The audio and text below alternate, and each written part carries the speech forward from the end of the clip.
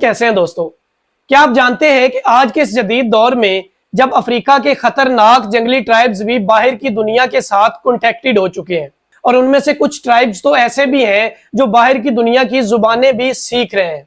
लेकिन इंडिया में एक आइलैंड ऐसा है जहां के लोग और ट्राइब्स आज भी बाहर की दुनिया से अनकॉन्टेक्टेड हैं, यानी वो बाहर की दुनिया के बारे में कुछ भी नहीं जानते और बाहर की दुनिया यानी हम लोग भी ऑलमोस्ट उनके बारे में ज्यादा इल्म नहीं रखते। आज के दौर में उन लोगों को people of north sentinel island का नाम दिया गया है और आज तक जितने लोग भी उस आइलैंड पर गए हैं उनमें से जिंदा वापस कोई भी नहीं लौटा। क्या ये तीर तलवार युग युग पुराना कोई संदेश तो नहीं दे रही जिसे शायद आज का इंसान भूल बैठा है? The Sentinelese were first contacted by the government in 1991. The contact party under the ये बात है नवंबर सन 2018 की, जब एक जॉन एलन चाओ नामी अमेरिकन मिशनरी इंडिया के इस आइलैंड पर गैर कानूनी तौर पर जाने का फैसला करता है। अब जॉन यहाँ पर एक क्रिश्चियन है और वो अपने मजहब को लेकर इतना ऑब्सेस्ड हो चुका है कि वो इन लोगों को भी क्रिश्चियनिटी पर लाना चाहता है और अपनी बाइबल की तालीम देना चाहता है। इस काम के लिए वो इस आइलैंड के साथ वाले एक करीबी आइलैंड पर जाता है और वहां पर एक लोकल मछुआरे को जाकर तकरीबन 18,000 रुपए की रिश्वत देता है और उसे किसी न किसी तरह से कायल कर लेता है कि वो इसे उस आइलैंड पर पहुंचा दे। दोस्तों, फिर 14 नवंबर की रात को रात के अंधेरे में ये लोग उस आइलैंड के लिए निकल पड़ते हैं ताकि वहां के कोस्ट गार्ड इन्हें देख ना ले। अब इस सफर पर जॉन जो अपने साथ चीजें लेकर आए हैं, एक कायक है, एक बाइबल किताब है और कुछ गिफ्ट्स और सूखी मछलियां हैं जो वो उन लोगों को देकर उनसे राब्ता कायम कर सके, यानी उनके साथ बातचीत कर सके।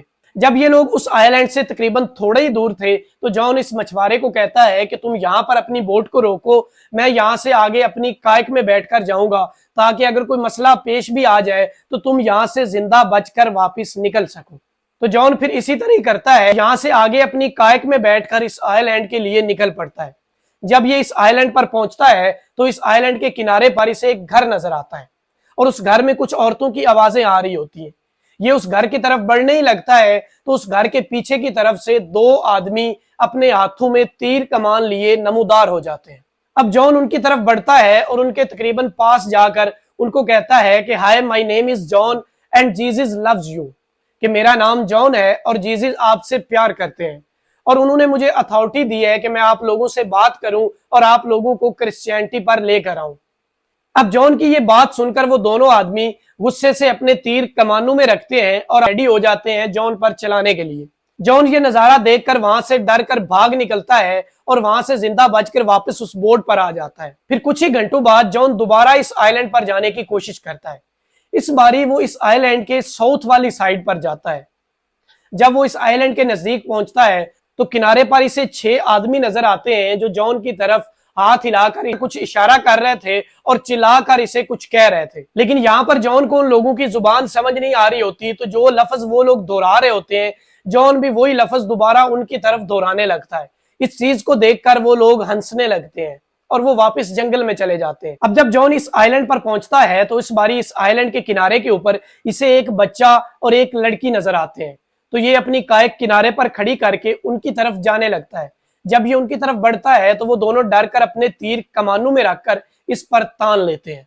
ये नजारा देखकर जॉन फिर वापस आता है और अपनी कायक से एक फुटबॉल और कुछ खिलौने निकालकर उनकी तरफ फेंकता है ताकि वो लोग इस पर तीर ना चलाएं और ये उन लोगों से कुछ बात कर सके। फिर जॉन का ये आइडिया कामयाब होता है और ये खिलौने देखकर ये बच्चे कुछ देर के लिए रुक जाते हैं, वो जॉन पर तीर नहीं चलाते। जॉन फिर थोड़ा उनके और नजदीक जाता है और बाइबल खोलकर उनको कुछ चीजें पढ़कर सुनाने लगता है।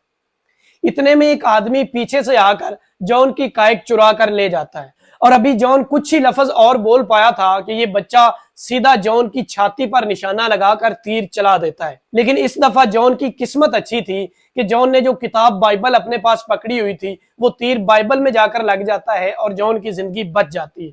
जॉन फिर डर कर वहां से भाग निकलता है, लेकिन इस दफा इसके पास कायक भी नहीं थी तो किसी तरह से ये तैर कर उस बोट पर वापस पहुंचता है और रात को ये अपनी डायरी में कुछ लिखता है कि जीसस, क्या ये राक्षसों का आइलैंड है कि जिन्होंने आज तक आपका नाम भी नहीं सुना, और मैं यहाँ पर मरना नहीं चाहता, शायद मुझे यहाँ से वापस चले जाना चाहिए, लेकिन जीसस मैं ऐसा करना नहीं चाहता। दोस्तों, यहाँ पर इसका नजरिया जीसस को और गॉड को लेकर कट्टरपंथी में और पागलपन में बदल चुका था। यानी ये अपने आप को फिर दोबारा किसी न किसी तरह से कन्विंस करने की कोशिश करता है कि इसे वहां दोबारा जाना ही होगा और उन लोगों को जीसस के बारे में बताना ही होगा। यही इसकी जिंदगी का मकसद है और इसे ये किसी ना किसी तरह से करना होगा, चाहे इसमें इसकी जान ही क्यों ना चली जाए। ये वहां से फिर अपने पेरेंट्स को एक खत लिखता है और उसमें कुछ ये लिखता है कि आप लोगों को लग रहा होगा कि मैं पागल हो गया हूं, लेकिन मैं पागल नहीं हूं। मेरी जिंदगी का मकसद ही ये है और जीसस ने मुझे जिंदगी इसलिए दी है ताकि मैं इन लोगों को जीसस के बारे में आगाह कर सकूं। फिर अगले दिन जॉन दोबारा उस आइलैंड पर वापस जाता है, लेकिन इस दफा जब ये इस आइलैंड पर जाता है तो ये वापस लौट कर नहीं आता और ये मछुआरा कुछ घंटे उसका इंतजार करने के बाद अपनी कश्ती उस आइलैंड के और नजदीक लेकर जाता है ताकि ये मालूम कर सके कि उस जॉन नामी आदमी के साथ आखिर क्या हुआ है कि वो अभी तक वापस लौट कर नहीं आया। जब ये मछुआरा उस आइलैंड के थोड़ा और नजदीक जाता है तो उसे नजर आता है कि ये ट्राइबल लोग किसी शख्स की बॉडी को दफना रहे हैं। तो इसे कपड़ों को देखकर पता चल जाता है कि ये उस जॉन नामी आदमी की बॉडी है जिसे ये लोग दफना रहे हैं। असल में दोस्तों ये जो नॉर्थ सेंटिनल आइलैंड है ये इंडिया के अंडमान एंड निकोबार आइलैंड्स का एक हिस्सा है और इस ग्रुप ऑफ आइलैंड्स में टोटल 572 आइलैंड्स हैं, जिनमें से सिर्फ 38 आइलैंड्स ऐसे हैं जहां पर इंसान रहते हैं और उनमें से भी सिर्फ 12 आइलैंड्स ऐसे हैं जहां पर टूरिज्म की इजाजत है, यानी वो बाहर की दुनिया के लिए खुले हैं और बाहर के लोग वहां आ जा सकते हैं। इन सारे आइलैंड्स को टोटल 4 डिस्ट्रिक्ट्स में डिवाइड किया गया है। पहले south Andaman, north Andaman, middle Andaman और निकोबार अंडमान। और दोस्तों ये जो नॉर्थ सेंटिनल आइलैंड है ये इंडिया के साउथ अंडमान आइलैंड्स का एक हिस्सा है। यहाँ का मशहूर शहर पोर्ट ब्लेयर है और ये वहां से तकरीबन 50 किलोमीटर की दूरी पर है। ये आइलैंड टोटल 60 स्क्वायर किलोमीटर पर फैला हुआ है और ये सारा का सारा घने जंगलात से भरा हुआ है। असल में दोस्तों इन आइलैंड पर रहने वाले लोगों और ट्राइब्स के बारे में माना यह जाता है कि ये आज से तकरीबन 70,000 साल पहले अफ्रीका से माइग्रेट होने वाले लोगों के डायरेक्ट डिसेंडेंट हैं, यानी उनकी औलादे हैं। ये वो इंसानों का पहला ग्रुप था जो आज से तकरीबन 70,000 साल पहले ईस्ट अफ्रीका से माइग्रेट होकर पहले यमन पहुंचा और वहां से फिर पूरा इंडियन सब कॉन्टिनेंट घूमकर ये म्यांमार में पहुंचे और वहां से साउथ एशिया से होते हुए ये इन आइलैंड्स पर शिफ्ट हो गए। सेंटिनल आइलैंड के बारे में ये माना जाता है कि यहाँ जो लोग रह रहे हैं वो आज से तकरीबन 30,000 साल पहले इस आइलैंड पर शिफ्ट हुए थे और तब से लेकर आज तक ये वहीं रह रहे हैं। इस आइलैंड का बाकी आइलैंड्स के साथ कोई जमीनी राब्ता नहीं है, इसलिए ये बाकी दुनिया से इतने अनकॉन्टेक्टेड हैं। और ये अनकॉन्टेक्टेड इसलिए भी हैं कि ये अनकॉन्टेक्टेड रहना चाहते हैं, यानी जितनी बार भी इनसे कॉन्टेक्ट करने की कोशिश की गई है तो आगे से वायलेंस ही देखने को मिला है। अब आप लोग ये सोचें कि ये आज से तकरीबन 30,000 साल पहले से वहां पर रह रहे हैं तो यकीनन ये खेती करना ही नहीं जानते होंगे और इन्होंने खेती करना सीखी नहीं होगी, क्योंकि आज से तकरीबन 12,000 साल पहले खेती बाड़ी का आगाज हुआ था, यानी लोगों ने फसलें उगाना सीखी थी। तो आप इनके बारे में ये कह सकते हैं कि ये आज के दिन तक भी गोश्त खाते हैं और जानवरों का शिकार करके अपना पेट पालते हैं।